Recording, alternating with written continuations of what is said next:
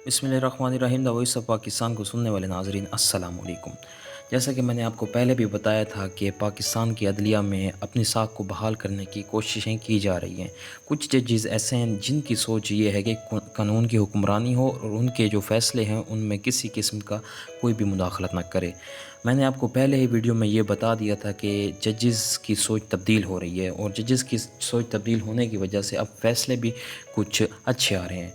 जैसा कि Islamabad high court के कल 6 जजेस ने सुप्रीम कोर्ट को एक ख़त लिखा जिसमें उन्होंने कहा कि हमारी अदालतों में एजेंसियां मुदाखलत कर रही हैं और हमारे घर वालों को, हमारे बच्चों को, हमारे रिश्तेदारों को उठा लिया जाता है, उन पर तशद्दुद किया जाता है और अपने फ़ैसले मनवाए जाते हैं।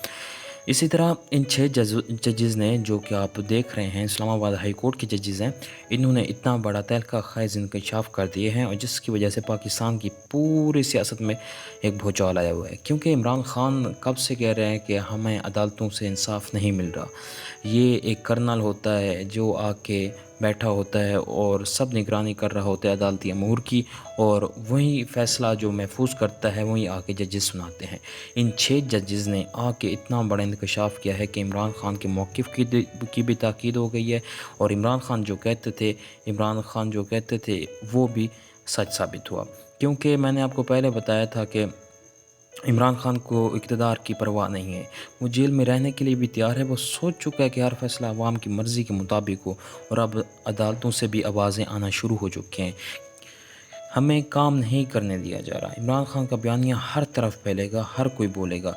इस तरह इस्लामाबाद हाई कोर्ट के इन जजेस ने जो लिखा है ख़त, उसकी मुखालफत किसी ने नहीं की, बल्कि Khyber Pakhtunkhwa bar council, Islamabad bar council और जो हैं सिंध बार कौंसिल और बलूचिस्तान बार कौंसिल, इन्होंने भी इस मौक़िफ़ को सराहा है और चीफ़ जस्टिस से मुतालबा किया है कि आप इस मामले की तहकीकात करें और जिन लोगों ने कार अदालत में मुदाखलत की उनको सज़ा दें।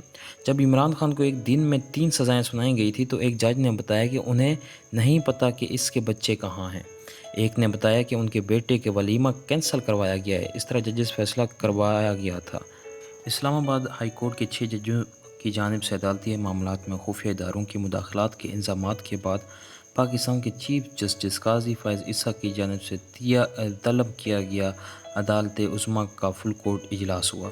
बुध की शाम 4 बजे तलब किए जाने वाले इजलास में सुप्रीम कोर्ट के तमाम जज शरीक हुए। इस इजलास में इस्लामाबाद हाई कोर्ट के जजों की इस ख़त का जायज़ा लिया जाएगा जिसमें सुप्रीम जुडिशनल कौंसिल से मुतालबा किया गया है कि फ़ौज के खुफिया इदारे ISI के नुमाइंदों की अदालती अमूर में मुसलसल मुदाखलत पर जुडिशनल कन्वेंशन बुलाया जाए।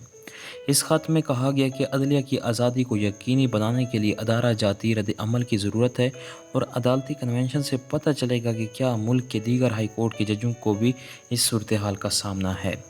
ख़त में इस्लामाबाद हाई कोर्ट के जस्टिस शौकत अजीज़ सदीकी को इंटेलिजेंस इदारे की मुदाखलत के बारे में बात करने पर 11 अक्टूबर 2018 को ओहदे से बरतरफ किए जाने का भी हवाला दिया गया है। ख्याल रहे कि सुप्रीम कोर्ट ने 22 मार्च के फैसले में जस्टिस शौकत सदीकी की बरतरफी को गलत करार दिया है और इन्हें रिटायर्ड जज करार दिया था।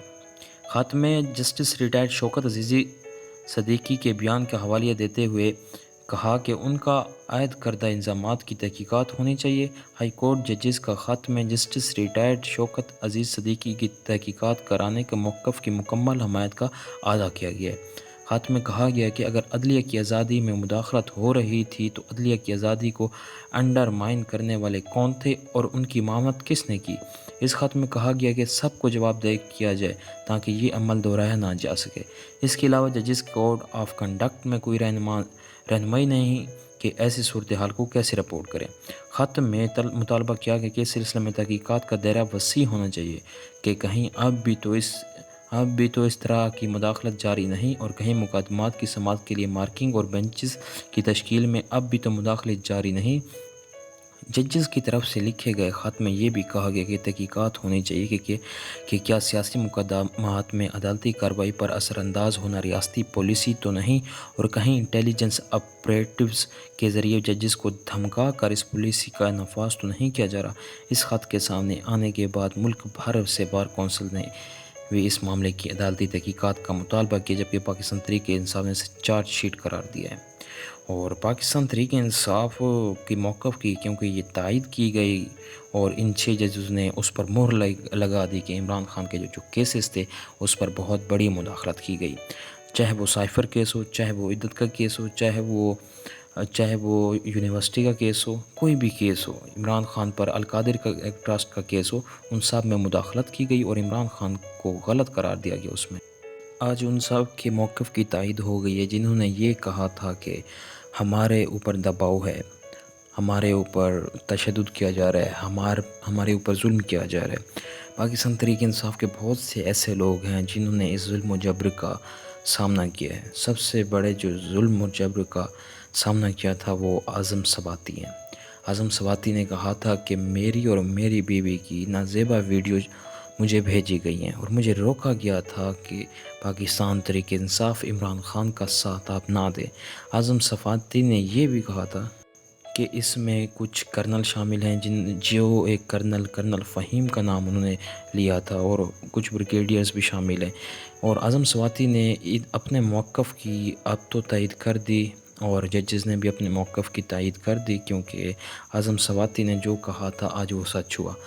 اعظم سواتی کے بیڈ رومز کی ویڈیوز نکالی گئی تھی اور آج وہی ثابت ہوا کہ ججز کی جو بیڈ رومز کی ویڈیوز تھی، جو ان کے اپنی بیوی بچوں کے ساتھ تھی، نازیبا ویڈیوز جو بہت ہی قریب ترین کیمراز سے لی گئی ہیں، جو کہ خفیہ کیمرے ان کے گیسٹ ہاؤس میں لگائے گئے تھے، اور ان ججز کی تصویریں، ان ججز کی ویڈیوز ان کو بلیک میل کرنے کے لیے بنائی گئی تھی۔ اور کچھ ججز ایسے ہیں جن کے اوپر اتنا دباؤ تھا کہ ان کے بہنوئی کو اٹھا کر لے گئے تھے اور ان پر تشدد کیا، اسے کرنٹ لگاتے رہے اور اپنے منمانی کا فیصلہ وہ لینا چاہتے تھے، اور ایسا ہوا بھی۔ تو اب یہ کہاں جا رہا ہے معاملہ؟ اب یہ جا رہا ہے معاملہ، کیونکہ ظلم کا دور کبھی نہیں چل سکتا۔ حضرت علی کا قول ہے کہ کفر کا دور تو چل سکتا ہے لیکن ظلم کا دور کبھی نہیں چل سکتا۔ یہ جتنے بھی ظلم ہوئے 1.5 سال میں پیچھے، یہ کبھی بھی نہیں چل سکتے۔ اور اب ججز نے اپنا فیصلے سنانے شروع کر دیے ہیں، اور آج اتنے بڑے خط کی وجہ سے ایک تہلکہ خیز انکشافات ہوئے۔